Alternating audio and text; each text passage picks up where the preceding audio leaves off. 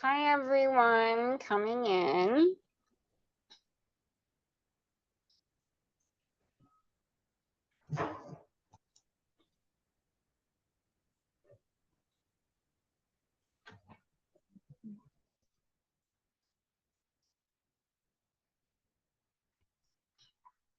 Just give everyone a minute to come on in.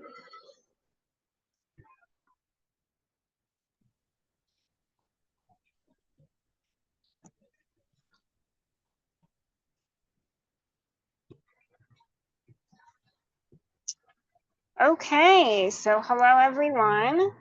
My name is Hannah Sawyer, and I'm honored to work as the content specialist for the Christopher and Dana Reeve Foundation. I'll give a quick visual description of myself for any blind or visually impaired audience members. I'm a white woman with a blonde ponytail. I'm wearing a blue shirt with colorful dinosaurs on it and a striped sweater. And I have rainbow earrings in. I'm outside sitting on my balcony. There's blue sky behind me and a gray wall. I'm thrilled to welcome you all to this very special webinar on caregiver resilience in spousal and partner relationships, just in time for National Family Caregiver Month. As someone living with paralysis myself, it has been incredibly affirming to me to witness these four amazing couples discuss the ins and outs of navigating caregiving within their dynamics. It's my hope that you will all feel the same and leave with the overwhelming truth that behind each person's injury or disability is just that, a person, and that behind the role of caregiver, there is also a person. Please note that this webinar is an hour and a half and will go till 3:30 Eastern. It is now my immense pleasure to hand the mic over to each couple to introduce themselves. Hey everyone, my name is Liz Persad. I identify as she, her. I have medium brown skin, dark short hair with a little bit of gray in the front. I'm currently wearing a knit sweater that's a little bit green, a little bit yellow, and I have a gold necklace on. Behind Ben and I are just a white wall with a plant and all my stuff. My name's Ben Jacobs. I'm a middle-aged white male with dark glasses and dark hair, wearing a gray shirt. We are in Atlanta, Georgia. We met 23 years ago through a Dave Matthews community forum online. This is when it was scary to meet people online. Disability was a part of our relationship from the beginning. I was diagnosed with spinal muscular atrophy type 2 when I was about 9 months to a year old.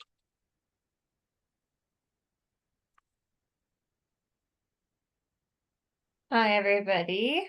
My name is Brooklyn Marks. I am a white woman sitting in a power wheelchair with short, like dark brown hair and a light brown tan colored sweater. I'm sitting next to Trevor, and behind us is a black bookcase full of books and trinkets and anything that is happy. Hey everyone, my name is Trevor Sukraj. I am a South Asian male in my late 20s. I'm wearing a blue sweater. I have receding black hairline and a black beard. And yeah, I'm sitting here with Brooklyn. We are in Guelph, Ontario, Canada. So probably the only Canadians here. And we have been dating for 4 years. We're engaged right now.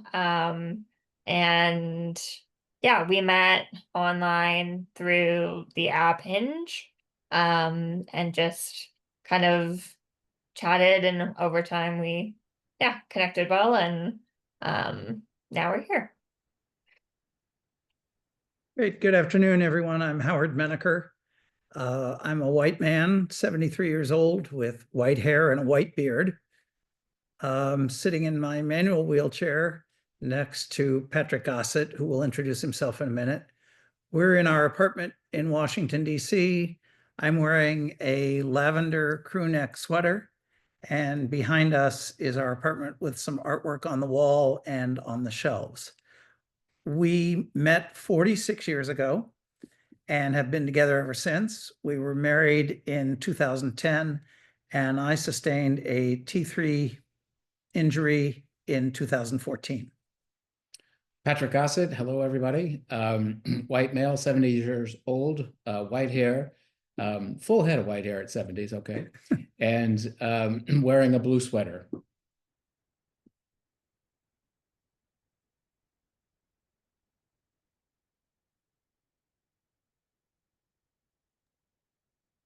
Hi everyone, I am Trey McClendon. I am a white male, quadriplegic, sitting in a power chair here in our home office. I have dark brown hair with a fresh haircut, and my beard looks really nice. I'm really enjoying it today. I have on like a cream polo with a white undershirt and a gold necklace. That is actually my late mother-in-law's, and it's very special to me. Behind me, you can see a TV and my wife's plants that she's moved indoors because Florida finally said, hey, let's get a little bit cold. You can also see a bookshelf. We met 21 years ago and have been together about 20 years. We celebrated our 17th year of marriage earlier this year. We have 2 children. We met pre-injury. I sustained a C567 injury via a diving incident in September of 2012 on Labor Day at a pool party. We live in Northwest Florida in the Panhandle, where we raise our 2 teenagers, 13 and 16-year-olds. And I'm sitting next to Bethany. Hi everyone, I'm Bethany McClendon. I'm a white female. I'm 39 and I am here in our home office, and I am a full-time caregiver and also his wife, and we homeschool our 2 kids, and I am wearing silver dangly earrings and a black V-neck shirt with little tiny yellow and orange flowers on it. I'm really glad to be here. All right, thank you all so much, everyone. What an absolute joy to be here having this very important conversation. So we're going to start by talking about sort of the role in your relationships and how that has perhaps changed over time. So I'm curious to know, what were you feeling, what were both of you feeling, either entering the relationship or directly after the injury, depending upon if your disability was sustained from an injury or not. And then, has your relationship dynamic changed over time? And how have you adapted to those dynamics changing over time?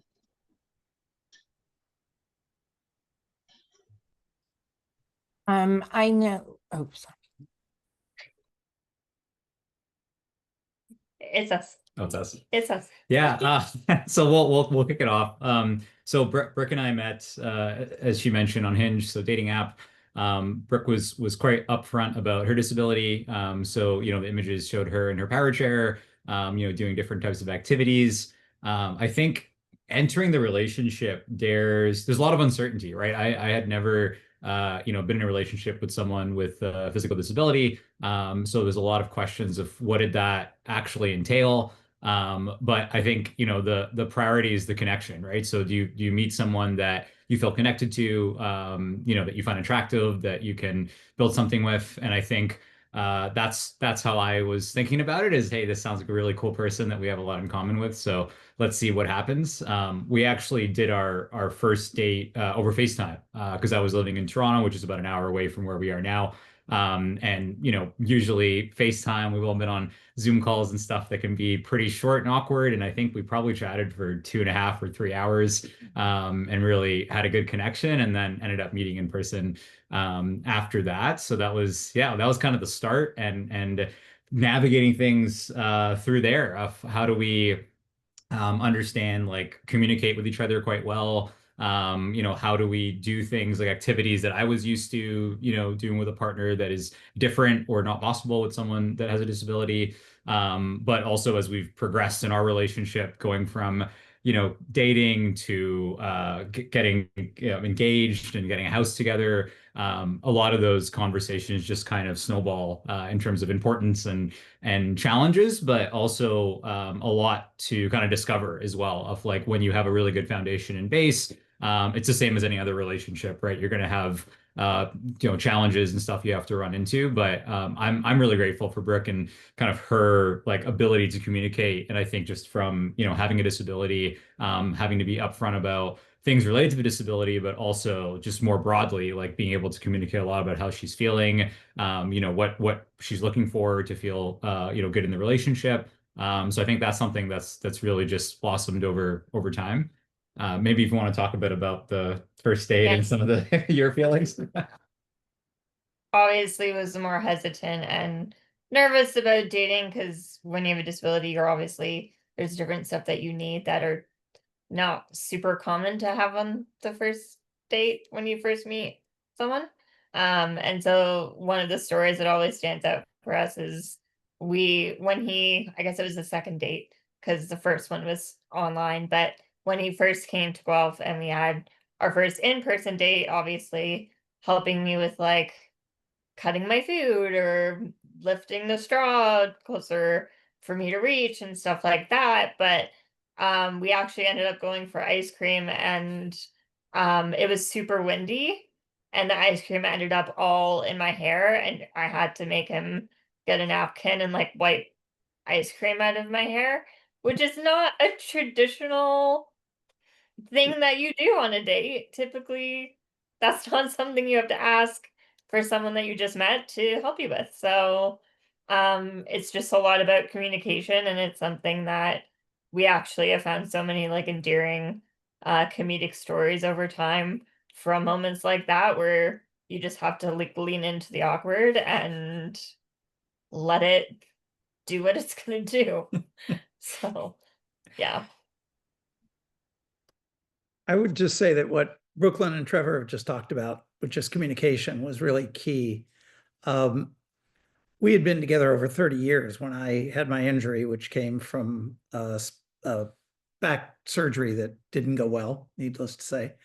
And so we had established patterns and rhythms and ways of communicating and things that we did together for decades.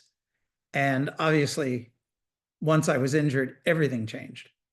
And it was probably the darkest period of our lives because we had no idea what was ahead of us. But gratefully, Patrick was resourceful and smart and caring. And so he reached out through a friend of ours to the Reeve Foundation. We started collecting information and we navigated it together. And as Brooklyn and Trevor said, it was all about communication. It was all about trust. And we had that basis going into it, but obviously trying to figure out that new relationship, trying to figure out what do we do and how do we do it, was really completely new, but we did it together. And I think that was the key. Yeah, I think it, as Howard said, you know, patterns and traditions and just habits are established in just the way you do things.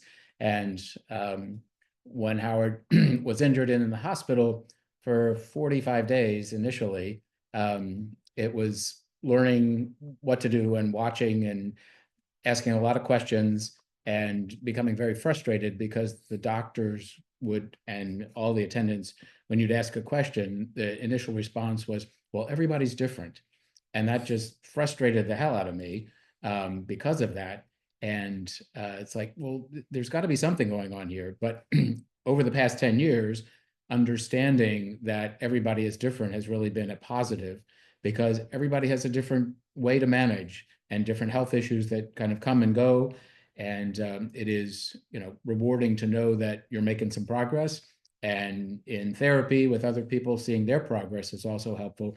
And sharing that story with, you know, everybody's different is a good thing. And that's a hard understanding to come around.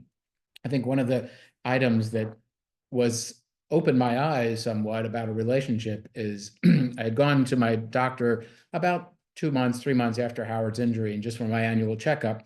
And I'd been seeing this doctor for 30 years. And so, you do a little background talk and what have you. And he says, well, what's going on in your life? So I explained to him what it was. And he said, well, are you going to stay? And it's like, what do you mean, am I going to stay? And he says, well, most people in that type of relationship will leave their partner after 2, 3, 5, 6 months, something like that. And it's like, well, this is our life. It's not my life. It's ours together to share and to grow together and to learn how to cope with this. And he was kind of surprised at that response, but surprises are good in life at times.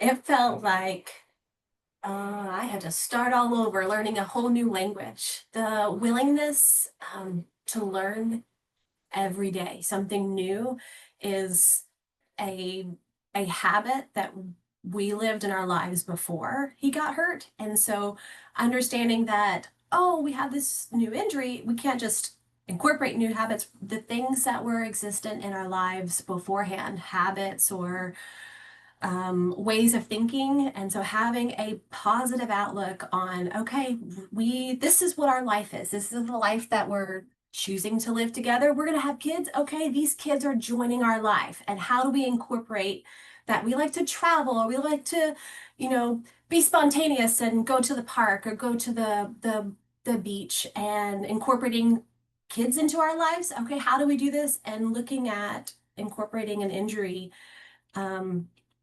we had some strengths that were regular in our life to, like, okay, what is this and how do we build our lives around it?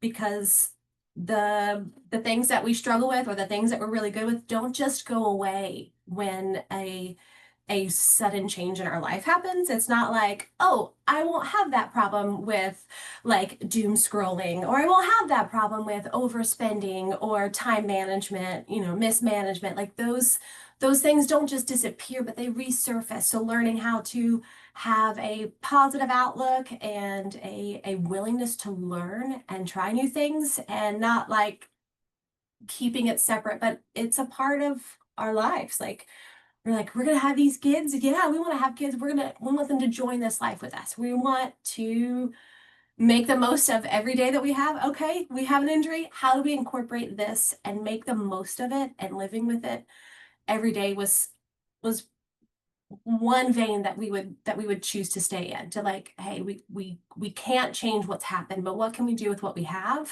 where we're at, and keeping the same outlook and incorporating it. Yeah. Yeah. I mean, and just a small little addition as far as roles and how they changed in the relationship. We were always really equitable in our partnership in parenting. We didn't really prescribe to any specific gender role traditional in a heterosexual marriage. So it was like, it just was what it was. And so I realize now, 13 years in, I just celebrated 13 years of what I call my quadiversary, my alive day, 'cause I'm still here. Bethany said something to me very, very quickly on, I think it was my first or second day out of ICU. And I was just grappling with my roles of like, oh my gosh, I had a 5-year-old little boy and a little girl that was turning 3 the next month, and we had been married 5-month old. 5-month old, sorry, 5-month old and 2 almost 3-year-old, and then we had only been married 4 years and we had just bought a house, and so I'm thinking every picture that I had planned did not include a wheelchair or 70-something% of my body not functioning and having these bowel and bladder management issues. And Bethany said something to me, and this has kind of just been the baseline of it. She said to me, she said, look, the worst day with you here, when your body's not cooperating and it's spasms and pee and poop and all the things, she says, the worst day with you here is always going to be better than the best day that me and the kids could have without you here. And that has just kind of been our baseline. So it's like, man, like we've all said, and like Trevor was saying, it's about connection. I mean, there's a connection there, a friendship, a camaraderie, and a belief and commitment that thankfully that was the thing that carries us. It's not always been pretty, but the worst day together, I have to imagine definitely it's still going to be better than the best day with us abandoning that connection. So I'm thankful for that. So when Liz and I first met online, like Liz had mentioned before, this was 20 some years ago, before dating online, meeting people online was really a thing. Now, people don't even blink at meeting people online. It's kind of become almost the norm. But, we had started talking online, and I didn't know immediately that she was a wheelchair user, that she had a disability, but she disclosed it, a short while into us building our relationship. And I was stationed at Langley Air Force Base, and we'd talk every night. And I had been dealing with my own things. I've been dealing with depression my whole life. And I retired from the Air Force medically for major recurrent depressive disorder. And thinking about staying with Liz, coming to live with her and being her caregiver, I was really concerned about the fact that with my depression, I had a hard enough time taking care of myself, getting myself up out of bed every day, and just doing the things that I needed to do. I wasn't sure that I would be able to help someone else. But thankfully, once I retired and I did move in with Liz, I realized that it actually helped, having someone that depended on me, to get up and help them out with things throughout the day, really helped me deal with my own depression. It gave me a purpose and something to do every day. And Liz also supports me as much as I support her physically, she supports me emotionally as well. And it's just been a really great partnership. Did you want to say anything about all that? It's been a great partnership. Yeah. I was scared to tell Ben that I was a wheelchair user. We were long distance for eight years while he was traveling all over the world. But yeah, after a while, it came naturally. I think within a week or two is when I told him. I think he asked me like what my favorite car is, and I was like, "How do I tell this man that it's a minivan with a ramp?" But I just did it, and everything was great. He was like, "I don't care." And I knew that he was going to be the love of my life very soon, or all the time. Yeah, it was great. Thank you all. Anyone have anything they would like to follow up on that anyone said before we go to our next section?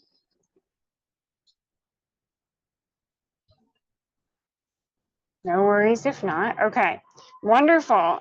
So again, thank you all. That was really, really fantastic.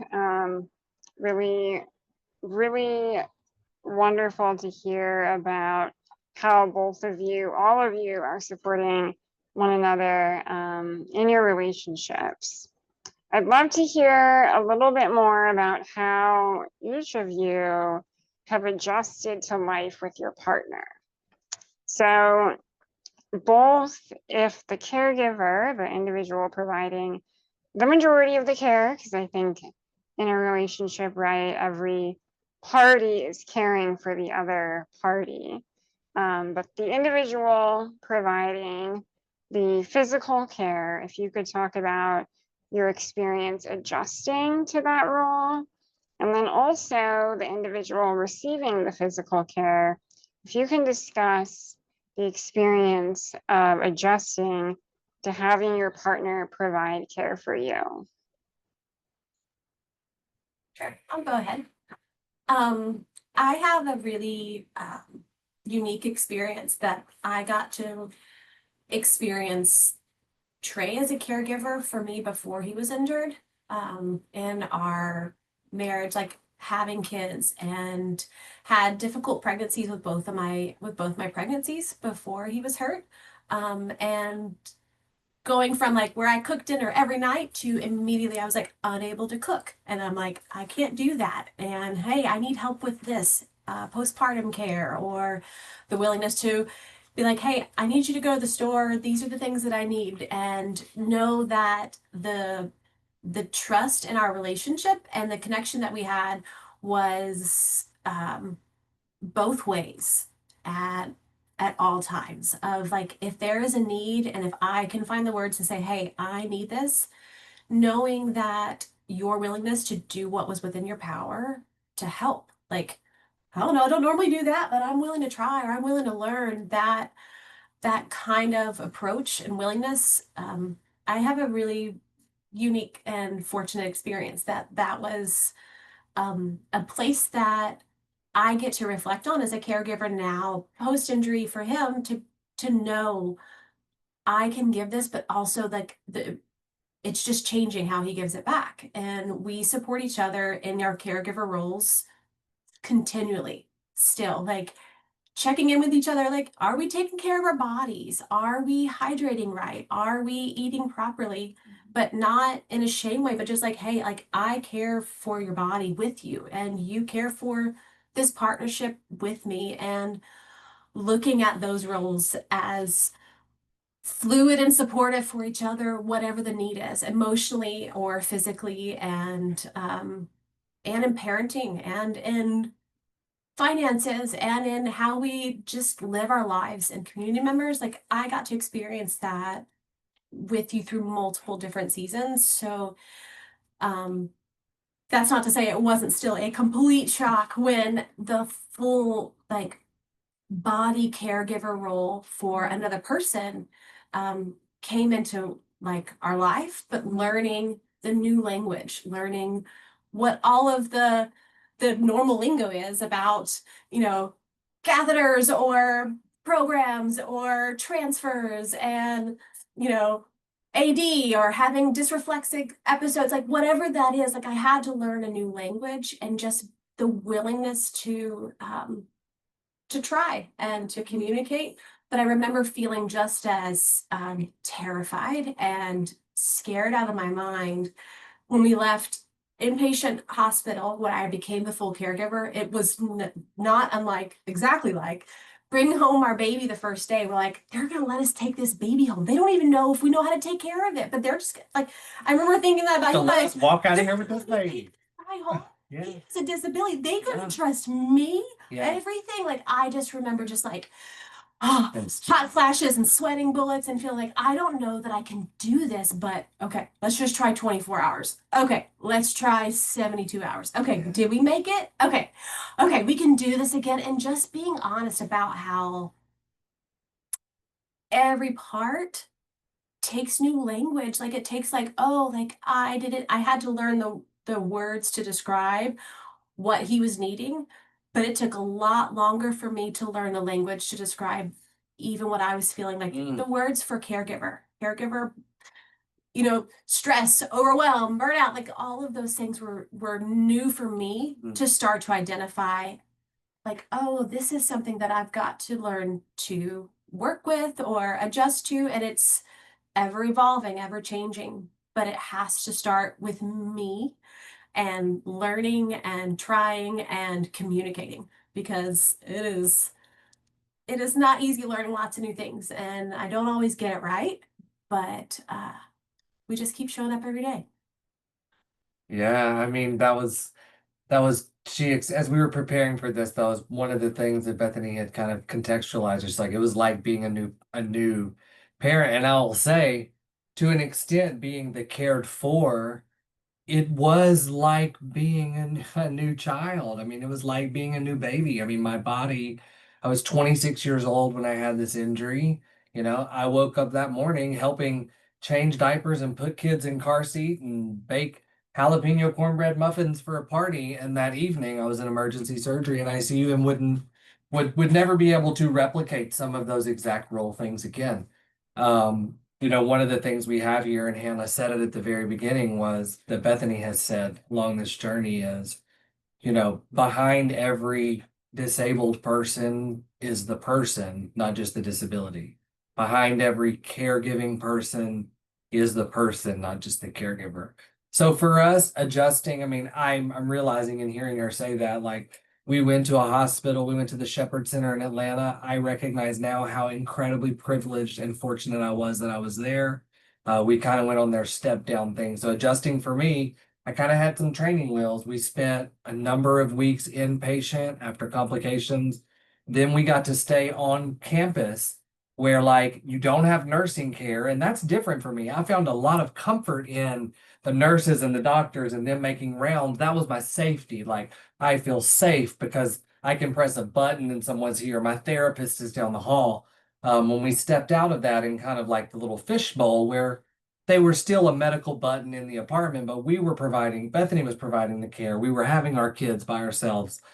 And I started to realize, oh wow, okay, we are still all the same people. You are still the same person. I still laugh and make the goofy jokes when things fall or poop or pee hits the fan, literally and figuratively. Listen, the body is capable of things now.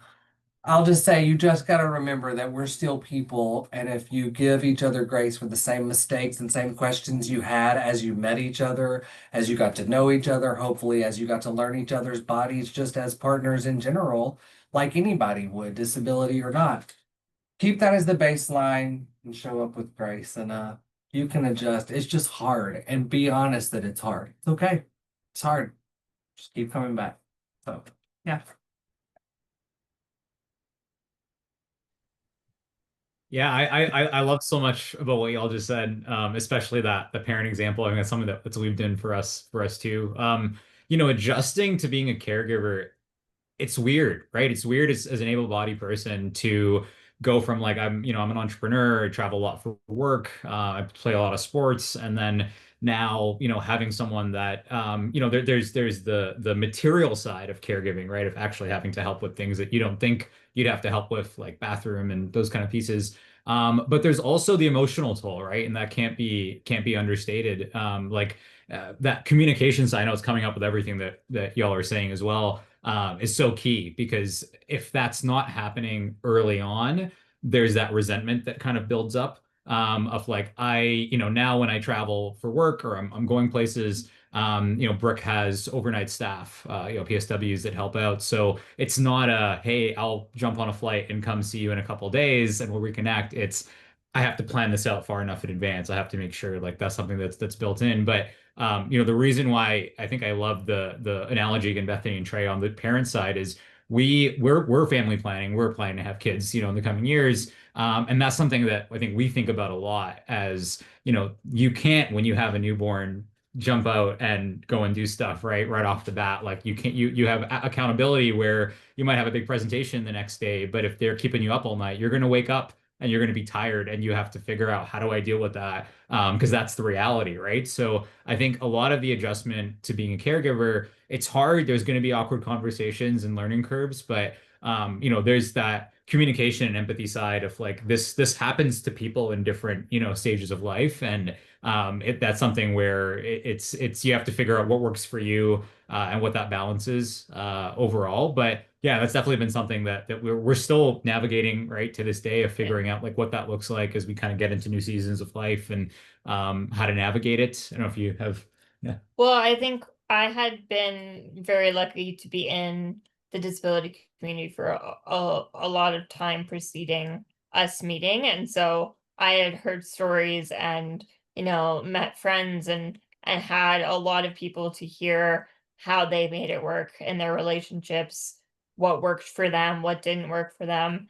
And so I knew for us, it was very much going to be finding a balance of what works for our particular relationship, right? Like how much caregiving, other workers coming in, how frequently are they coming in? If we want privacy or a chill weekend, that comes with Trevor doing more work for me to be able to manage it, and like the trade-offs of that. And so I think we always had a lot of conversations around what it looks like for us, and having the communication and constant check-ins with each other on what we wanted to prioritize. If it was, he was feeling really tired, then we have to, up my other care. And if he was feeling like he wanted more privacy and less people in his house, then that comes with the trade-off of him having to do more stuff. And it's just like a constant thing. And I think we always related it a lot to, even when we were looking for a new house, it was a lot of compromise. And I feel like it's very, very similar when it comes to caregiving on what you're compromising, right? Like different locations or size or, what matters to you. And each person comes into the relationship with what matters to them. And you just have to figure out what that looks like. And I think it was the same for caregiving.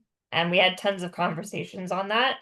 I had never really had as serious of a relationship prior to Trev, and he had never dated someone with a disability prior to me. So it was just a lot of new things and constantly adjusting what we need to do, and it's constantly changing. Even now, we shift it for where we are right now. And I just think, yeah, having that communication and point of just it's going to be hard and we're going to do it anyway is kind of what we're always end up at.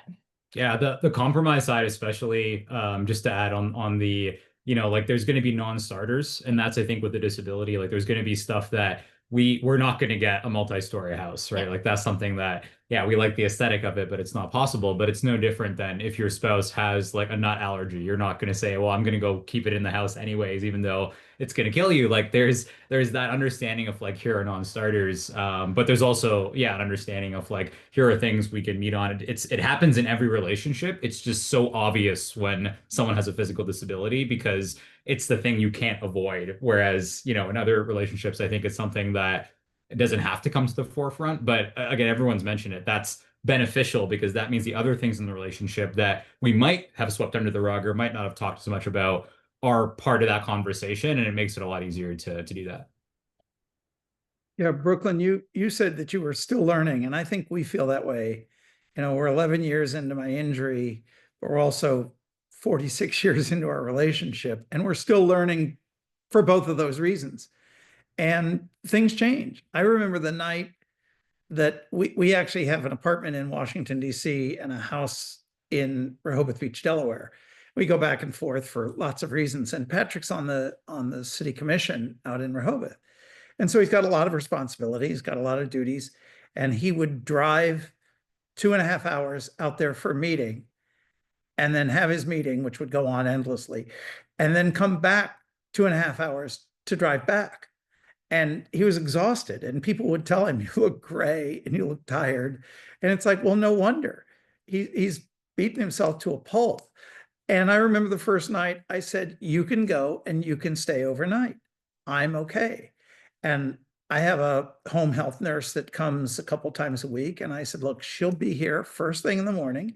And I know that if something were to happen overnight, I could call her. And I don't know who was more nervous at that point, but we were both pretty terrified. But we learned that we can do it. And now we do it on a regular basis. And so it's not scary anymore. And the more you learn, the more you know you can handle. And Trey, you said it, and to me, it's as important as anything we can say today. We're still people. I'm not defined by my disability, and Patrick's not defined by being a caregiver.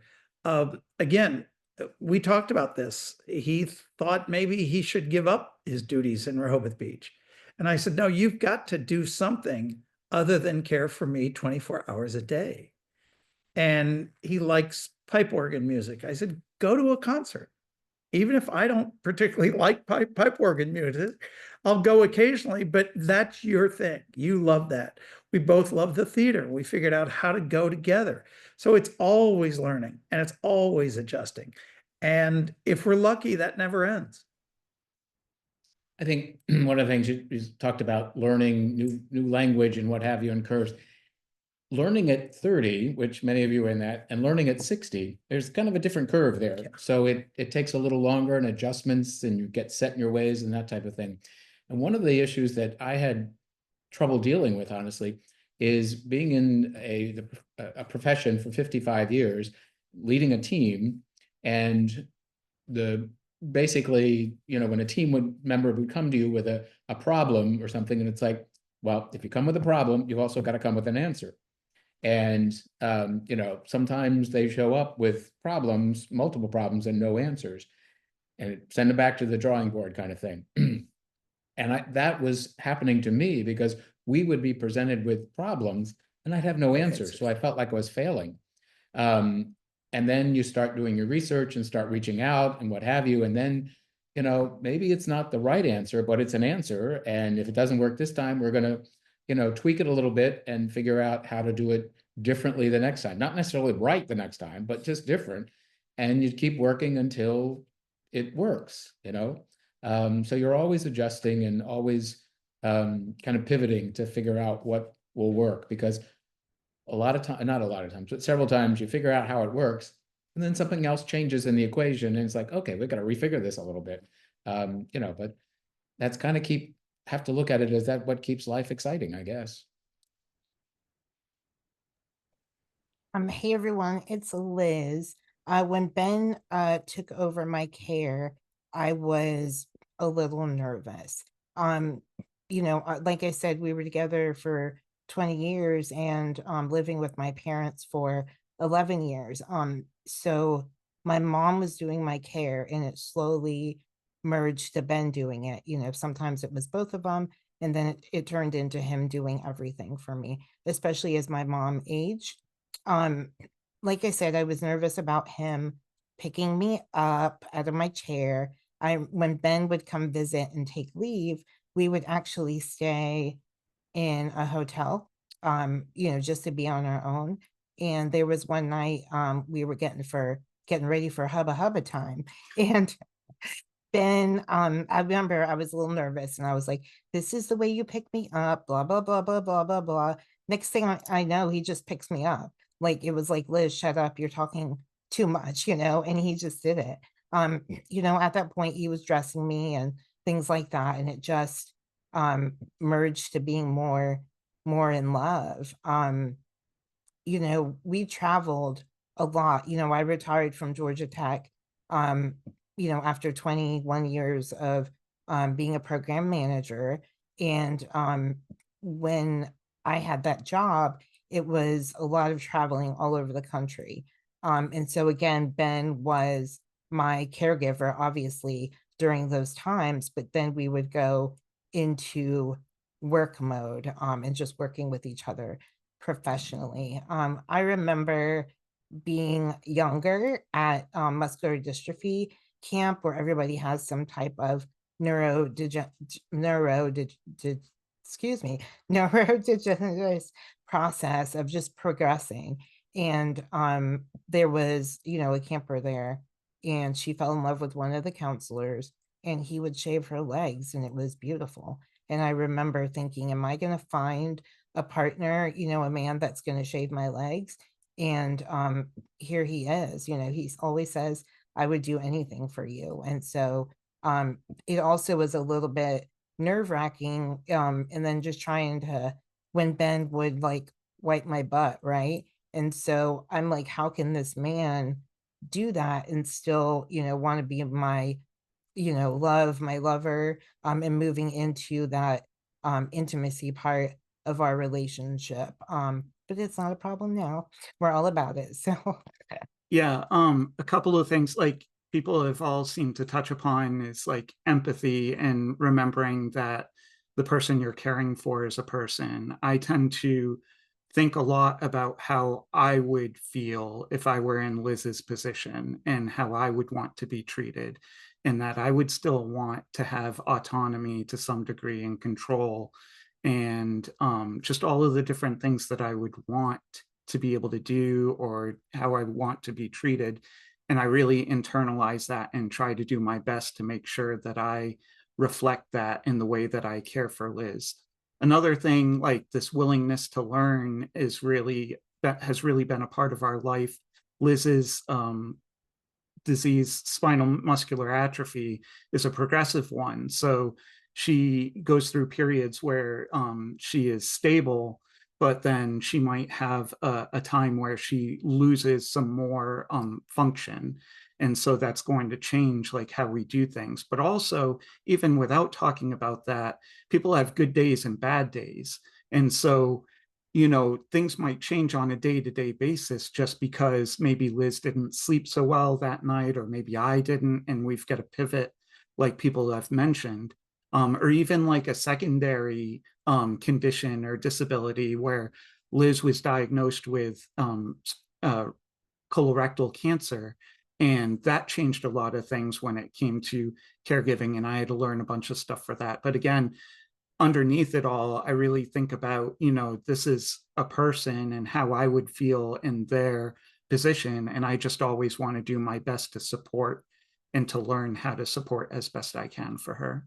When I was diagnosed with cancer, I had to go to radiation every day. And I always thank Ben, even now, because he picked me up on the table to get there. And that's a lot to be able to have to do that, right? Pick up another person and get them, work with the nurses to get them situated on the table for the process. So like Ben said, just lots of different things that we had to go through and work through. Thank you all so much. Yeah, just your openness and vulnerability is just really refreshing and wonderful to get to hear and be a part of. So we're going to talk about caregiver burnout and how each of you, both those who are doing the physical care and those who are being cared for, take care of yourself and one another. So it'd be wonderful if couples can, you know, very briefly define what caregiver burnout means to them, and then discuss how do you take care of yourself and also one another. Okay, I'll start. I really like began to identify that I was in caregiver burnout because I started to realize I had stopped seeing myself as a person and just the role and what I was doing, and I wasn't caring for my person. So I felt burnout because I wasn't seeing me outside of my roles as caregiver and mom and cook and taxi and all of the things. And I found myself feeling resentment for things that I don't mind doing, but I could feel that internal resentment or resistance and exhaustion or impatience and frustration. And it started to crack when I allowed myself to be honest first with myself and a safe person that I was like, hey, I need to whisper something to you that I don't feel like we're allowed to say, but I really feel like I am in caregiver burnout. Like I am tired, I am overwhelmed, I'm short-tempered, and I'm finding this is where it's hard. And I don't even know what to do about it. And to find a place to begin to say, what can I do about it? And first was just to talk about it. Talk about it with someone that really couldn't do anything other than just sit with me and be like, oh, that's hard. That's difficult. What are you gonna do about it? I don't know. I don't either. And staying there for a little bit was where I stayed. And still I started to find that the anecdote, the opposite of the caregiver burnout was doing nothing. I had to find times to do nothing because the life of a caregiver or of a wife or of a human is we're praised for our doing. We're praised for like performing and not stopping and pushing through and driving and not giving up. But there's not a lot of applause for like, whoa, I actually need 5 minutes. Like this is a hard day today. Like this is a lot and I can do a lot, but I also need a little. Like, and to begin to identify ways that I could incorporate that were practical. Like life wasn't like, oh, hey, I'm gonna take off for a week to get some caregiver respite. Like, that sounds wonderful, but the practical steps of figuring that out, it's not realistic. It's like, I'm not just gonna be able to plan a week's vacation on a whim because I'm in burnout and I'm in a mood and I'm exhausted. It's like, okay, what can I do? I might not be able to go for a 3-hour day, but I can take 5 minutes, and I can 5 minutes, and I can drink my coffee and just take a minute outside with the sunrise and quiet. If that's the best that I can get that day, if that's all I get is 5 minutes, or I can go for a 3-hour walk and be like, that book was amazing, and listen to an audiobook. But whatever the steps that I could do, I had to start with actionable steps of what's realistic and what's possible, and begin to carve out times of nothingness to recharge so that I could do the doing. And the life in me was multiplying every time I would do nothing. When I learned to sit, when I learned to meditate, and I'm like, I don't know how to sit or meditate, I don't know how to show up or be still. I had to learn, like, I think I could go to a yoga class and I might learn how to sit. I might learn how to breathe because I don't know how to sit still. I'm like, we can switch over to the laundry and start the dishes and plan for the pharmacy pickups. You know, I can always think of something to do, but learning how to not do was a first step for me to be honest about it, and then not doing.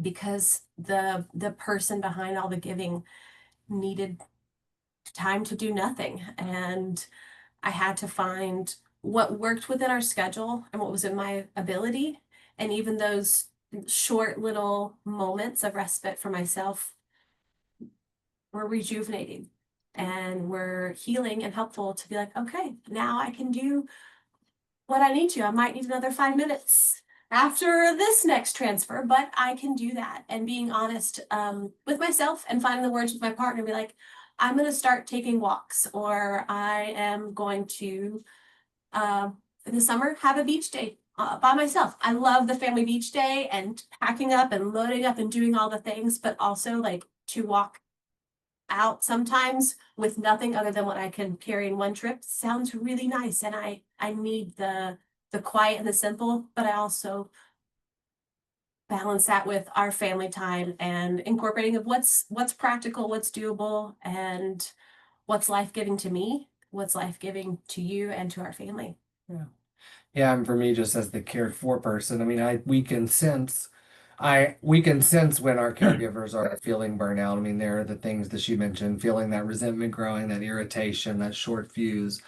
For me as the person with the injury, I feel like there's never a hesitation for me to feel like I brought on this burden to our life and lifestyle.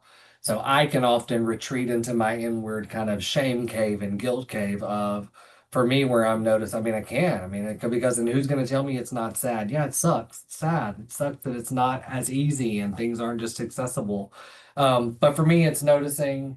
I can't read her mind, but I can ask questions, and I can be like, "Hey, I'm noticing maybe you're feeling a little overwhelmed or whatever. Is there anything I can take off your plate, or you want to just talk about it?"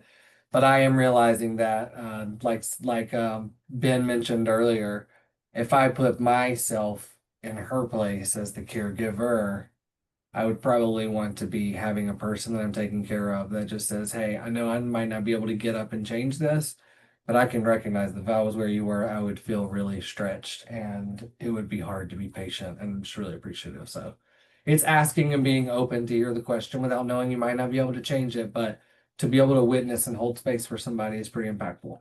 Yeah.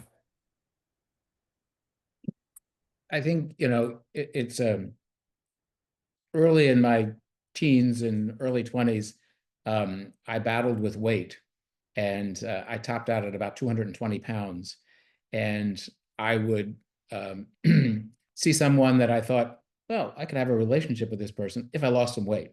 So I would lose 10 pounds or 15 pounds. And, funny, it didn't work out, the relationship. And that weight would come back. So I tried again, back and forth and back and forth, until I got to a point where if I'm going to lose this weight and keep it off and be a healthy person, I'm going to do it for myself. But what I was battling with at that time is selfishness, because you've always been taught that selfishness was a negative, that you shouldn't be selfish. So reaching back many, many, many years to that lesson that I learned for myself about the weight issue is how I still look at myself as being selfish, but to survive, if you will. And having that time, I go out and take walks. We have an individual that'll come in a couple mornings a week to help with bowel program. And just, you know, give me time to sit, read the newspaper, have a second cup of coffee, that type of thing. So it is a balance. But I think what I realized early on is if you don't take that time, then you get burned out, and it's a downward spiral, and you're running on absolutely nothing. The tank is below empty, and that's unfair to both individuals. And you can't let it get to that point in your life. Yeah, and you know, part of it is that, as Trey said, we're all carrying a lot of guilt. And the things I used to be able to do that were just so simple, you know, walk into the other room, pick up a glass of water, and come back. And I can't do that because if I walk into the other room, I do it with my crutches, and I've got crutches in both hands, and I don't have a hand to grab the glass of water. So to ask Patrick, will you go get me a glass of water? I feel, first of all, I feel so dependent, and nobody wants to be dependent. But second of all, I feel guilty. It's like I should be able to do these things for myself. But over time, I realize, okay, I can't. But there are things I can do, and there are things I can do to take a little bit off of him. And as we both referred to, we have a home health nurse who comes periodically, usually 2-3 days a week, to help me with the bowel program. And Patrick's gotten to the point where he'll say to me, you think she can come tomorrow too? Because I could use another break. And it is that 1 hour, or that, you know, where she helps me get dressed and do the bowel program and get ready. And by the time I'm ready to start my day, he's had an hour to himself. He's read the newspaper, he's had his coffee, or he's gone for a walk on the beach, or he's done something. And I realize that's just essential, because when I was first injured, it was 24 hours a day, 7 days a week. It was, I need this and I need that, and help me do this and help me do that. And I'm fortunate. You know, I've had very good physical therapy, and over the years, I've gained more ability and more mobility. But there are still things I just will never be able to do. And so I had to figure out to stop feeling guilty about asking for help, but at the same time, being aware that I don't overload him. And so taking time for yourself, as Bethany said, is just absolutely essential. And I think as the person receiving the care, we've got to realize that even when he's reluctant to say, I need a break, I need to give him a break.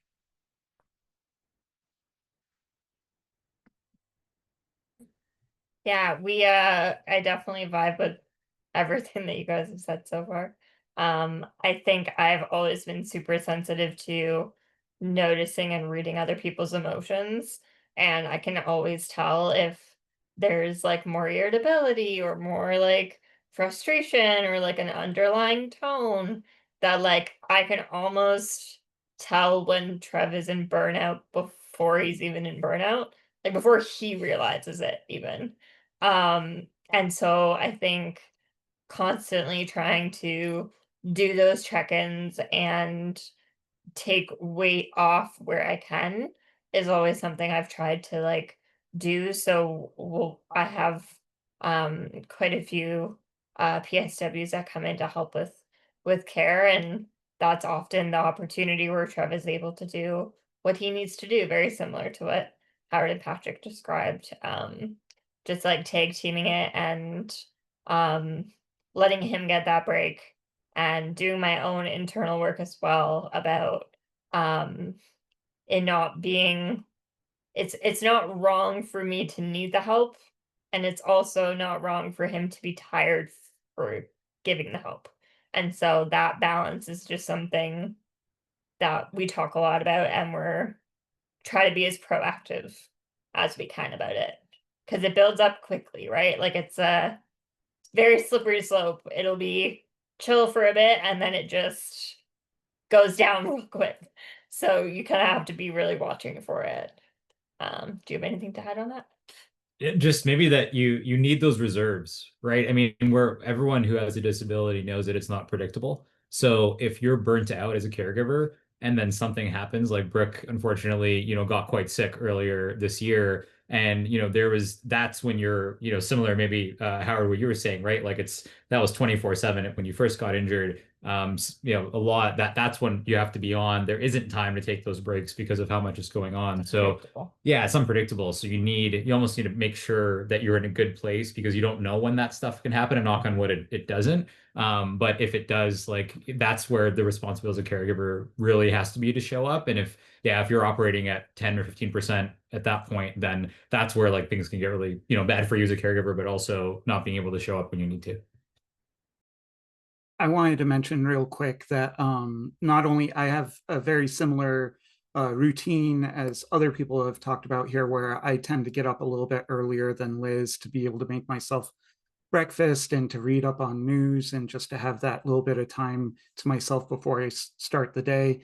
Also in the evenings, I take our dog Sandy out for a walk, which is nice just to get away for a little bit. But also I wanted to mention, like Liz is very cognizant and supportive of making sure that my needs are met as well. Every year we try to go to my childhood home up in Maine, and we visit with my sister. She lives on a pond, and I just love going out on a kayak on her little pond and paddling around. I wish and hope someday I'll be able to take Liz out with me, but she still makes sure to say, hey, you need to go ahead and go do this. She's very supportive of, acknowledging my needs and making sure that those are met as well. So.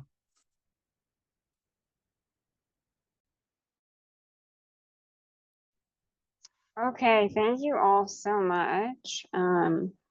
So we've already, you have already touched upon this a bit, but I would love to hear very briefly, because we are running out of time, how you create balance in your relationships. And for the sake of time, I'm going to ask Howard and Patrick to discuss this, and Liz and Ben.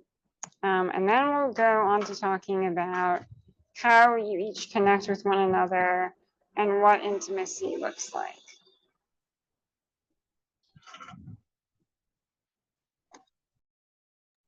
Oh, Howard, There we you go. Sorry. Yeah, no, I'm happy to start out. We've always described our relationship as built like a three-legged stool. There's communication, and there's trust, and there's sharing. And if you don't have any one of those things, the relationship gets pretty wobbly and it starts to fall. And every one of those became more important after my injury. And I think that that's really, for us, it's been the key. It's why we've been together this long. And people look at us and say, oh, you're role models, and oh, you're so, strong, and you're so, well, they don't see the hard times, and they don't see the times that we both feel like crap sometimes. But it is those same three things. It's the sharing and the communication and the trust that gets us back on an even keel. And that's how we maintain the healthy relationship. It's giving to each other, knowing when you have to give, when you can take, when you and that's all trust. That's all trust. It's just knowing that we're here for each other. Neither one of us in 46 years has ever doubted for a single day. And that's true before my injury and after my injury. And so when you have those things, the relationship stays healthy. There's the old saying, it's a relationship, it's a 50-50 relationship, but it's really not. It's 100%, 100%, because there's some days that you need 100%, and there's some days you give 100%, and you can't keep score on that. You just have to realize this is what you do, and you keep going forward. Every day is different, and that's a good thing.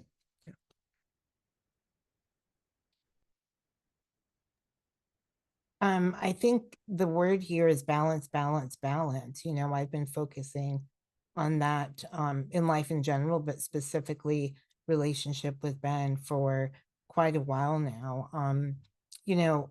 yes, Ben does the physical stuff.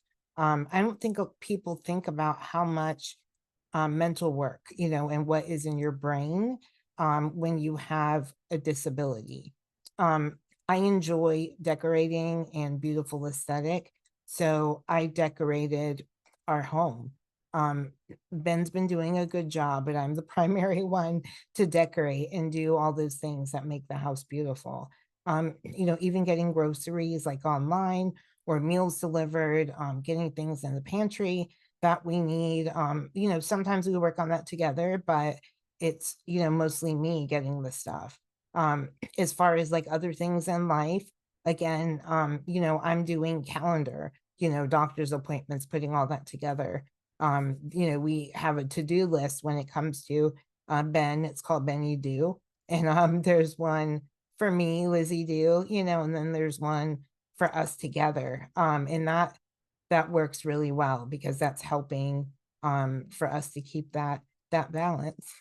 Yeah, I think a big part of it is identifying each other's strengths. Regardless of what disability you may have, you're still going to have strengths and weaknesses, and just making sure that you lean into those and help out where you can. So when it comes to decorating, Liz really has a great eye for design, and she's done such a wonderful job with our home. I'm just so proud whenever someone comes in here and just talks about how great everything looks. If it were me, the walls would probably be blank or a couple movie posters up or something like that. But she's just, she makes our home feel like a home. And I always say that it's kind of like she's the artist and I'm the brush when it comes to decorating our house. So she has the vision and the direction, and I'm the one that actually carries out her vision. And it's just worked really well for us. Thank you both. So let's go ahead and spend a little bit of time talking about how you connect with one another and what intimacy looks like in your relationship. And again, for the sake of time, I'm going to ask Trey and Bethany to briefly share, and then Brooklyn and Trevor to briefly share.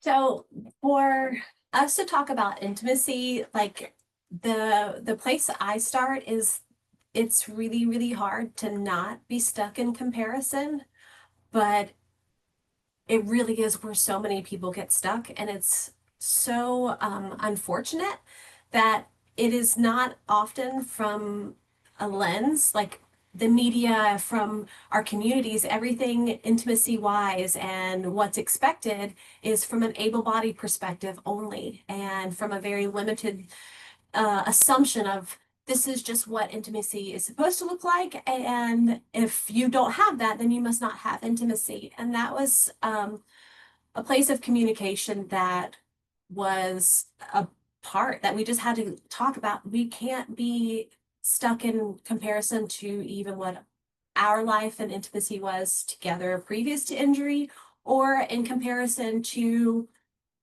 what we think or what the society or community around us likes to portray it as a limited idea, and just really being willing to push the boundaries and limits of our own thinking, and listening to one another, and having not pressure or performance or like it has to be this way, of an expectation of just connecting and building trust and communication.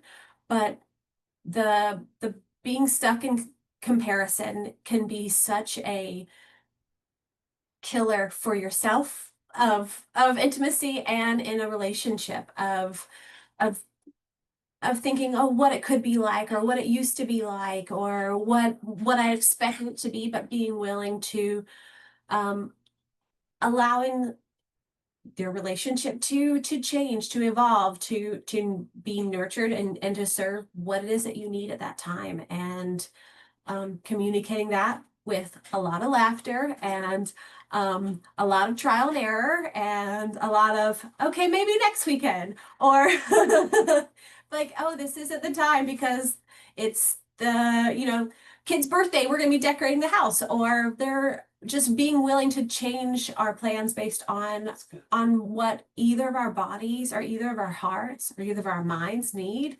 And at any given time in our relationship, that willingness to laugh if we feel like we need to laugh, or cry if we need to cry, or take a break, or like, hey, I want to talk about this, or these are the things that would be helpful for me if I planned ahead, or if we communicated like this, or if I knew what you were feeling. But just being willing that it's not just the limited idea that we might have, but being willing to stretch the limits of what we thought was possible, and being creative and laughing at ourselves when we don't know what we're doing. Yeah, I mean, I think the elephant in the room when you're dealing with an internet-enabled relationship, is whether you're just getting to know each other or you're sustaining a long-term relationship.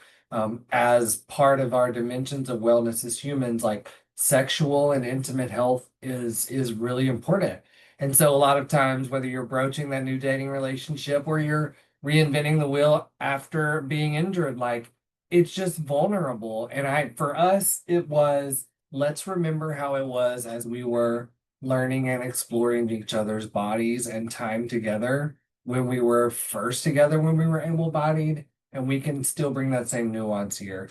The main key for us is just remembering intimacy is not just sex and physical. It's way beyond that.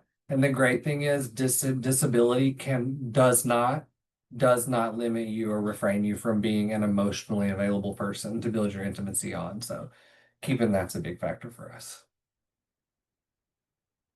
I totally agree with that. And I think just from what Bethany said about the views of intimacy, it is really does paint like a particular picture that you're supposed to follow, and there's so much more than that, and there's so much nuance and different, what that can look like can be very different for everybody. And so finding a lot of creativity and what it looks like for you and what works for you, and communication, I think, has been the biggest thing that's worked for us, and that I think is really key. um but that narrative that gets portrayed is something that really can kind of get in your head about stuff. And so even at the beginning of our relationship, I remember having a lot of fears or concerns around being able to make sure that both of our needs were getting met. And I think a lot of people feel that way when it comes to relationships, but there's just an extra layer when it comes to just to disability. And so for me, I found a lot of, again, from community and other people with disabilities, learning about how they communicate, and that it's not only okay, but it's also can be really cute or sexy to ask for a kiss, or ask for intimacy, or ask for what you want, and then that's not like a bad thing, and that doesn't have to be like awkward or clunky. Like it can go really well, and to be able to do that and add that into your relationship, it you get to the point where it feels very natural and very easy and comfortable, and it's not exactly what people picture when it comes to intimacy, but it gives you everything that you need. And so that's something that just changing that narrative and being aware of it has been really helpful for us. Yeah, I think I love, Trey, what you said about like if you have a disability, you're deserving of physical affection and love and all those pieces and intimacy. But likewise, if you're an able-bodied partner, right, into a relationship, you're not a saint, right? I'm not a saint for what we're doing. Like I don't have to shove down, oh, I'm never gonna have those levels of intimacy and physical affection and all those pieces again. It looks different, and you have to really navigate that. And we've mentioned again and again, it comes down to communication. And I think, as Brooke mentioned, being part of the disability community can be a huge help to that. So finding out like what it looks like for other people, how they navigate those different kind of challenges. I remember we went to conference around your neuromuscular disorder, SMA, where we met a couple who had a young child, and we were thinking about family, but we never knew, like, what is that going to look like? How does intimacy, play into that? And what does that look like when you have kids? And to be able to see people who are at different seasons, again, of their life that have disabilities, and to realize that if you have that good foundation, like, it shows up the whole way. It was really reassuring, and also helped us to kind of get better at communicating that. And there's definitely, there is less spontaneity. I think that's important to also keep in mind when you're looking at, this is that there's not going to be a situation where Brooke jumps out and, jumps on me in the middle of the day. Like, maybe if you drive into my shins or something. But yeah, there's less spontaneity, but that is very similar to, again, other kind of situations. If one person travels a lot, right, you're going to come back and feel drained, and you're always going to have that opportunity to connect. Or if you have young kids, right, I think Trey Bethany again mentioned that, like, that can be challenging, and trying to carve time for it and making up for it. So it sometimes takes more planning, and it's something you have to be intentional about, but not something that you should ever dismiss or say, like, now that my partner has a disability, I can't do that anymore. I can't, have those needs fulfilled. Like, that's definitely something that you should definitely prioritize and communicate. It's not a specific challenge to disability. Mhm. Yeah. Thank you all. How refreshing this has been. I know that sounds super corny, but like, truly, it's such an honor to get to facilitate this wonderful conversation. I'd love it if we could end with everybody going around and sharing what gives you hope for the future. And if we have time, we'll answer a question as well. Well, I'll tell you what gives me hope. This person right here, he gives me hope because he loves me. And if you have that, you've got a really great life. And I have a gratitude practice. Every morning I write down 5 or 6 things for which I'm grateful. And it's not surprising, after what you've heard in the last hour, that he's in that list almost every day. I'm grateful every day. I just don't write it down every day. But the fact of the matter is, we have a loving and caring relationship, and we're both in our 70s. We're not kids. And I know we've got years ahead of us, and we're going to make those good, and we're going to enjoy it, and we're going to love every day of our lives, because, as somebody said earlier, every day with somebody with a disability is still better than a day without them. And we're blessed, we're fortunate, we're grateful.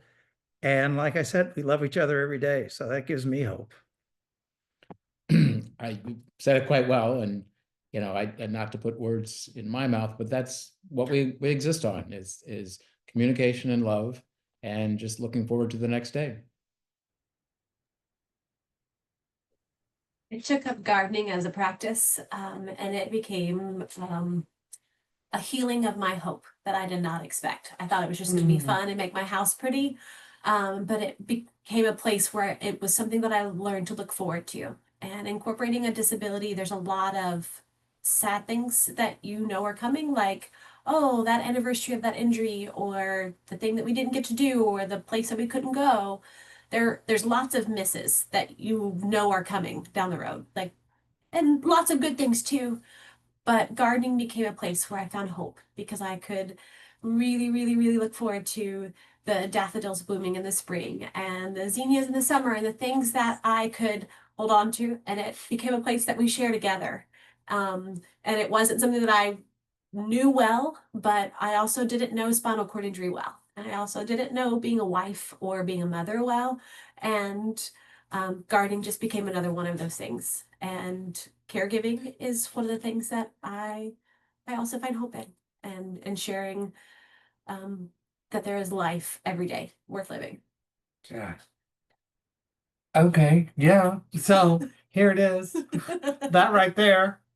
Sum that up. That's beautiful. Thank you. I find strength and hope in my wife and kids, and the fact that I'm still here. My injury was, like I said, at a party. I dove into the deep end, skills, and hit my head on the bottom, broke my neck, and I was face down in the pool. And one of the things, as we were prepping for this webinar, one of the quotes that Hannah captured that I want to make sure I said was, I was face down in a swimming pool and very acutely aware that my breath was running out. And so now I just want to do right by the breath that I've got today. So that's really how I feel. As far as hope, to really sum it up, I had to get really honest about earlier. There was this mention that issues that happen before injury or before disability or whatever exists in you, you carry it into your marriage, your partnership, your whatever. And so, for me, in the last 3 years, it's been getting in therapy and getting honest about some things that I've been carrying along as a somewhat secret passenger and uninvited guest in our marriage. And so, for me, that's been getting in therapy, finding specialists that can help me deal with things that I can deal with. And so that I'm not bringing those things to the table so that I can be the best version of me for my wife and for my 2 kids. And so I have a lot of hope living a life in recovery of some things that I carried for a long time before disability. So a lot of things give me hope, but being here and having breath every day and being among this lovely community of people here and all you out there, we are the best. Look at disability right here. That's so fun. I love that. For me, definitely Trev gives me hope. And I would say community as like a whole, like it's been such a powerful pillar in my life to be able to have people that I can look to and ask questions for and get information and get insight and get inspiration from. It's been really something that's been super key in my life for all different avenues, whether that's work related, whether it's relationships, all different kinds. And I think being able to hear other people's stories and learn, that's like where I do best. And so finding hope in other people has just been the the biggest thing for me. And also for sure going to therapy as well. Try. I've done a lot of that for myself and figuring out how my brain works and what I need to dismantle and what I need to lean into more. Just having that space to do that is really important. Yeah, I definitely hope. I mean, from Brooke, like we've said it, everyone said it so far. You find that person, your person in life, and you know that like you can't imagine life without them. This is what the future is going to look like, and I think that's hope is like knowing no matter what else happens, like I have this rock that I can depend on and kind of live my life with. But also hope in technology, hope in where things are going. Like there's been so many things Brooke's shown me about assistive tech and things that weren't around, 10 or 15 years ago that are making life a lot easier, smart connected things where she's able to turn on, lights and do things that again wouldn't be as possible. So I think it's getting better, and I think it's getting better. We keep having these conversations and sharing and finding stuff that shouldn't be used as assistive tech, but you figure out a way that it's like, bear claws and things to reachers and all that. So yeah, definitely a hope in what that's going to provide and how we can continue to adapt to it as we keep going. Hope for me is this man, this beautiful, amazing man right here. I dreamt about Ben before we met, and then he was in my life. And I think that, and I often think about, I'm like, Ben, what do you think we're gonna look like when we get old? And everything. But I just feel and know that we are together forever, and it makes me feel good. Aside from that is like Brooklyn said, having a community of people that have SMA. Brooklyn and I will FaceTime with some other friends, and that is um beautiful for me because I can see myself, in the future, even though I get a little scared about progression. I have friends. I have a lot of able-bodied friends that have said to me, you're the first person I know with a disability, and you're teaching me how to feed you, how to help you go to the bathroom. And they said, I'd never imagined that. And so that also gives me hope because that's teaching people who are able-bodied more about disability, which is really great. Often, like what Trevor said, when I was a program manager at Georgia Tech, I was the manager for assistive technology. And so I've worked with assistive technology for over, 18 years and just learning what that is. Ben is incredible when it comes to assistive technology and helping me out. Again, when we were at Georgia Tech, he was the forward thinking, person on our team that could really, find what technology is out there. And so no matter what he's doing, he says, I want Liz to be able to control things. So I'm able to use my voice to turn off the lights. We just put up the Christmas tree and I can use my voice to, change the lights on that. And to also, he does a routine for turn on the Christmas lights. And so that's really great that I can do that too. And that just gives me hope that things will be easy in the future as we're growing together. Liz had mentioned that we both worked in assistive technology, and I think that a real large characteristic in our personalities is the want to help others. And that's my hope, is that in sharing our story with others, that they can see it is possible, that you're worthy of a loving relationship, and finding that person that really cares about you and being able to live the life that you want. And that's my real hope, is that by sharing our story with others, we can get the message out there that your disability doesn't define you as a person. So. Thank you all. That was just so truly, like, I knew this from having conversations with all of you individually, but just, being able to take part in this and facilitate this has been such an honor, and has been probably the highlight of my day so far, which is lovely. Okay, we have 4 minutes, so I'm going to read this question that came in, and one of you, whoever wants to, is going to very briefly answer it. Okay, so in terms of how economics are suddenly impacted, have any of you considered the concept of job sharing, where a couple may split a role professionally? What have been some solutions for barriers to employment and income?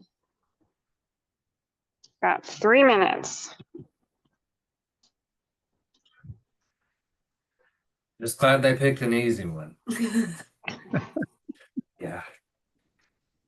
I'll wait for the subject matter expert on that. I mean, I'll give my 20 seconds of that is, I am the main breadwinner for our house, and worked in the job market more before injury. We shared it a little more and then since. So we are just as nervous and just as worried about as things are in the economy, having to navigate what healthcare and healthcare costs looks like, and adjusting to some of the challenges that are faced towards our lifestyle. So for us, it's just keeping that same nuance, optimism, and communication as we do it, using our resources intentionally and just being honest. But that idea of job sharing, I'll be honest, like kind of perking my antenna up, like, you know what, man, we need to really expand, realize we can pivot. We've pivoted before.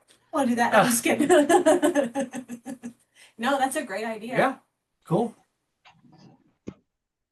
Anyone else?